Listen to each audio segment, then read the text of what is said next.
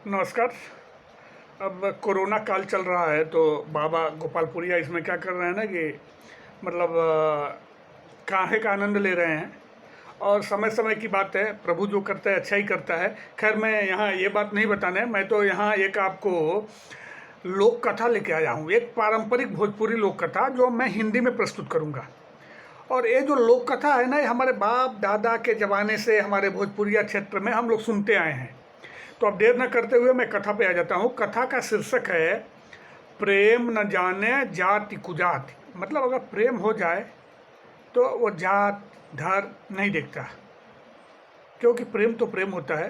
तो अब मैं प्रेम को यहाँ परिभाषित करने तो आया नहीं, तो मैं सीधे कथा पे आ जाता हूँ। वो लोक कथा आपको सुना देता हूँ।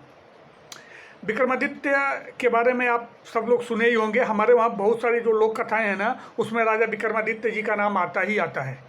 और विक्रमादित्य जी बहुत ही प्रजावत्सल, प्रजा सेवक राजा माना जाते थे, धर्मनिष्ठ भी थे। तो ऐसे कथाओं में वर्णन मिलता है कि एक बार उन पर आपत्ति आ गई, विपत्ति आ गई। तो अब वो घबराने वाले तो थे नहीं। जब विपत्ति आई ना तो उनका राज्य जो था वो तहस नहस हो गया, बहुत सारी परेशानियां हुई। तो वो क्या किए ना, उनको अपना राज्य छोड़ना पड़ा। तो वो राज्य छोड़ के अब रोजी रोटी के चक्कर में दूसरे राज्य की तरफ निकल आए।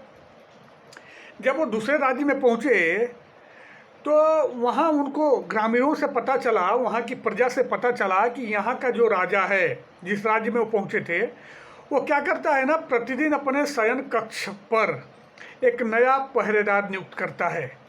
और सुबह सुबह 9-10 बजे जब दरबार लगता है, राजा का दरबार लगता है, तो पहरेदार को बुला के एक प्रश्न पूछता है कि कहो सिपाही रात की बात।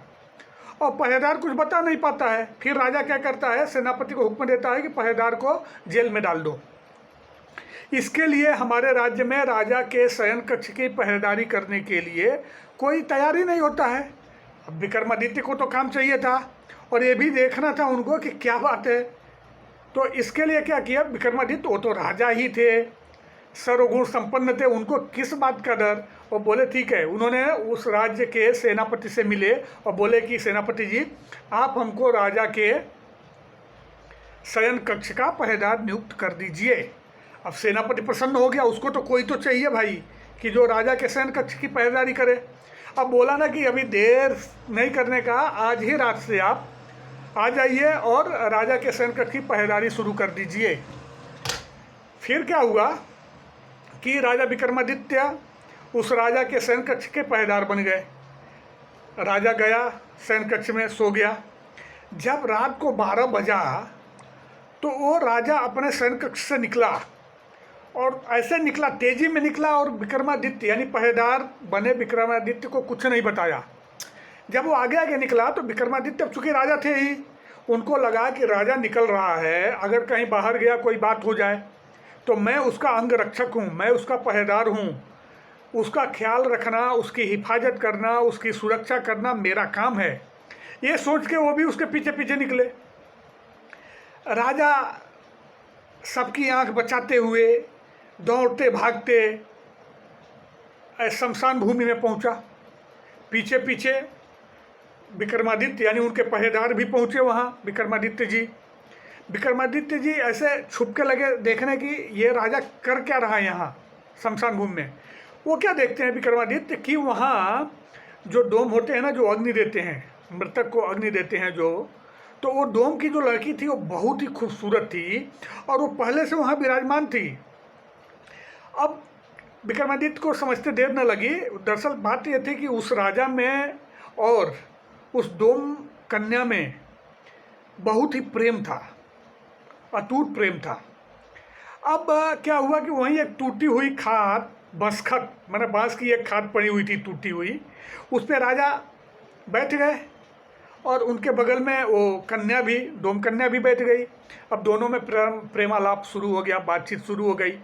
कुछ देर बाद राजा उस डोम कन्या से बोले कि कुछ खाने को दो, क्योंकि मैं खाना नहीं खाया हूँ, जब तक तुम्हारे हाथ से कुछ खाता नहीं हूँ मेरी भूख जाती नहीं है।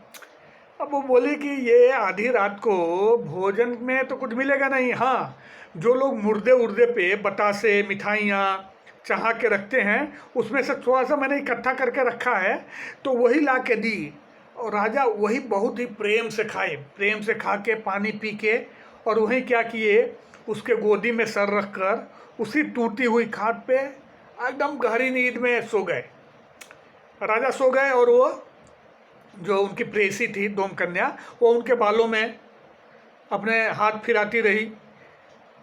ठीक 3-4 बजे का जब समय हुआ ना, भिनसहारा, मतलब कि एकदम सुबह 3-4 बजे राजा जगे, क्योंकि उनको तो राज दरबार में जाना था। वो खूब तेजी में भागे और फिर से छिपते छिपाते कि कोई देख न ले। कहाँ पहुँचे? अपने शयन कक्ष में। लेकिन उसके पहले विक्रमादित्य भी पहले ही जाके और शयन कक्ष पे मुस्तैदी से खड़े हो गए थे पहरेदार के रूप में। राजा गया, देखा पहरेदार तो यही है, फिर वो अंदर चला गया। राजा गया, सोया।